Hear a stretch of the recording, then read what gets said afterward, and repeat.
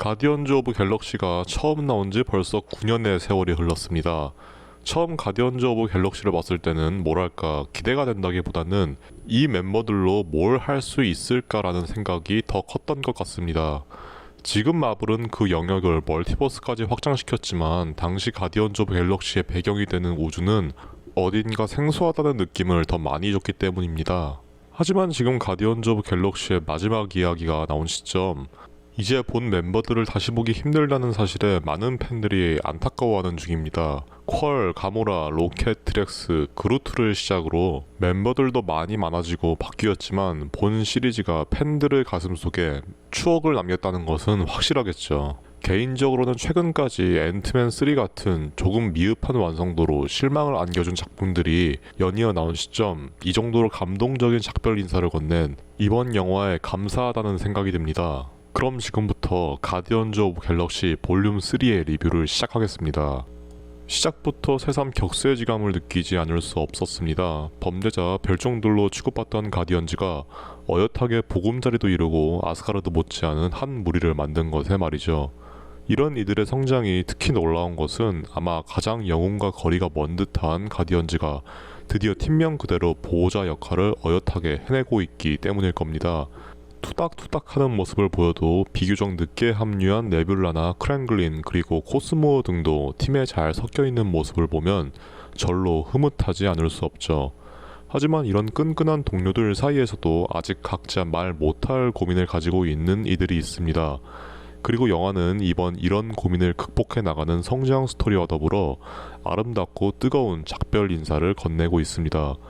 그리고 그런 이야기의 중심에 로켓을 둔 것은 개인적으로 과감하다고 생각합니다. 이야기 전개를 건너뛰고 말하자면 당연히 많은 이들은 퀄의 이야기가 이번 영화에서 끝날 것이라 생각했겠지만 팀에서 가장 겉돌고 삐딱하던 로켓이 자기 혐오를 극복하고 자신을 인정하는 과정을 장엄한 시리즈의 마무리로 선택한 것이죠. 그리고 이번 영화에서 그런 과정을 전개해 나가는 것은 투트랙으로 진행됩니다. 사실 이번 작품에서 로켓은 거진 내내 누워만 있습니다. 그리고 죽음의 순간 주마등을 겪으며 자신의 트라우마를 다시 마주하는데요. 로켓을 구하기 위한 가디언즈의 상황과 로켓의 과거가 교차해 나가며 진행되는데 이 같은 전개가 산만하게 느껴지지 않는다는 것이 대단히 탁월하다는 생각이 듭니다. 오히려 다소 감상적이고 정적인 로켓과 라일라, 티브스, 플로어의 과거 이야기와 비교적 역동적이고 활력있는 가디언즈 멤버들의 이야기가 절묘하게 어우러져 긴 러닝타임을 빈틈없이 채워나간다는 인상을 주고 있죠. 그리고 무엇보다 빼놓을 수 없는 개그 요소도 여전합니다. 개그 파트는 로켓의 과거 부분과는 동떨어져 있지만 역시 멤버들 간의 티키타카는 여전하기 때문에 자칫 너무 어두운 영화가 아닐까 걱정하는 분들도 충분히 즐길 수 있을 것이라 생각합니다. 의외로 여기서는 기존 개그를 담당하던 드렉스도 한몫하지만 네뷸라와 기모라가 치는 개그가 더욱 눈에 띕니다. 퀄이 가모라가 기억을 잃기 전까지 이야기를 멋대로 요약해서 말해주자 네뷸라가 요점은 다 말했네라며 현재 너무 멀리 가버린 마블을 잠시 요약해주는 부분도 좋았고, 가모라가 네 여친은 사실 네뷸라가 아니냐는 말에 퀄을 보고 꺼지라는 장면도 너무 좋았습니다. 네뷸라가 그동안 가디언즈에 얼마나 잘 동화됐는지 알 수 있는 부분이죠. 하지만 이에 비교되게 액션의 비중은 상당 부분 줄었다고도 볼 수 있습니다. 이번 작품에서는 사건보다는 인물 내면이 부각되다 보니 할애되는 부분이 비교적 적어진 것이죠. 하지만 저는 퀄리티적인 부분에서는 오히려 전보다 진보한 부분도 있다고 생각합니다. 특히 각 캐릭터의 능력과 개성이 전투에서 두드러지는 것은 이번이 최고라고 생각되는데요. 그 중에서도 저 포함 많은 분들이 인상 깊게 봤을 것이라 예상되는 것은 역시 후반부 우주선 통로에서의 전투가 아닐까 싶습니다.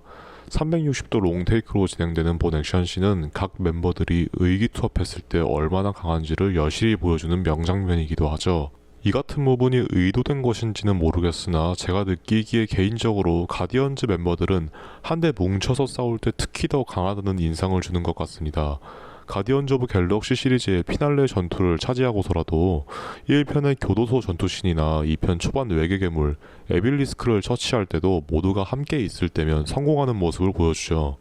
그리고 이번에는 로켓이 부상으로 거진 이탈해 있는 상태고 멤버들도 상황상 나눠져 일을 처리하려고 하는데 그때마다 또 유독 삐걱이는 모습을 보여주죠. 그런 면에서 볼 때 거진 유일한 모든 멤버가 합을 맞추는 통로 전투씬은 또 그 의미가 남다르다고 볼 수 있을 것 같습니다. 이와 더불어 이번 작품에서의 인물 구도는 개인적으로 신과 인간, 창조주와 피조물에 대한 모티브가 꽤 많이 들어가 있다고 생각합니다. 기본적으로 이번 빌런을 맡은 하이 에볼루셔너리는 완벽한 세계를 만들려는 인물로 신을 자처하고 있기도 하죠.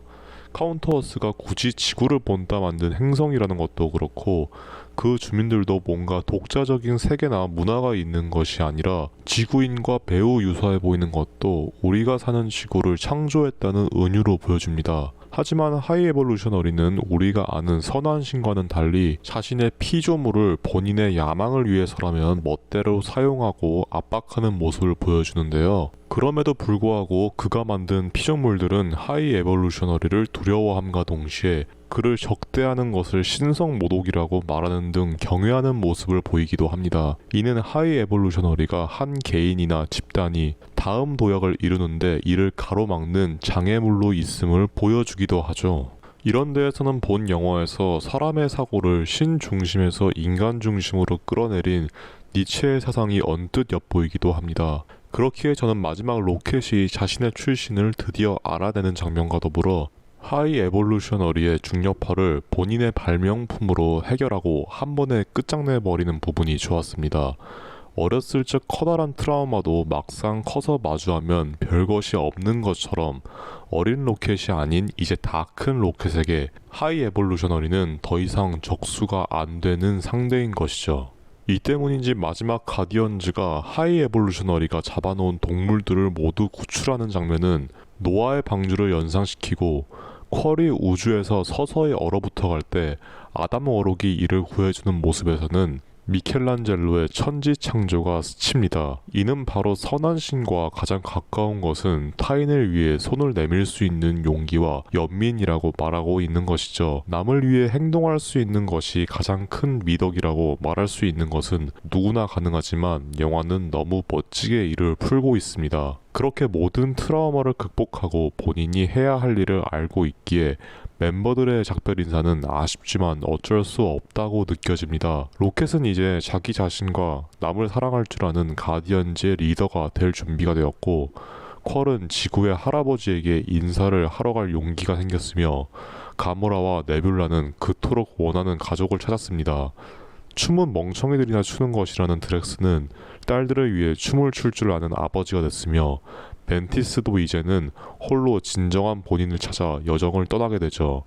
그리고 우리 또한 그루트가 무슨 말을 하는지 이제는 알 수 있을 정도로 본 시리즈를 즐겼습니다. 정말로 멋진 마무리였습니다. 스파이더맨 노웨이 홈 이후 가장 잘 만든 엔드게임 이후의 마블 영화이며 긴 시간 함께한 팬들을 위한 정말 좋은 선물입니다. 앞으로 이 멤버들로 이뤄진 가디언즈 오브 갤럭시를 이제 못 본다는 것이 아쉽기만 하네요. 저의 리뷰는 여기까지입니다. 좋아요와 댓글, 구독은 영상을 제작하는 데 큰 힘이 됩니다. 긴 리뷰 끝까지 들어주셔서 감사하고 저는 다음에 더 재밌는 리뷰로 찾아뵙도록 하겠습니다.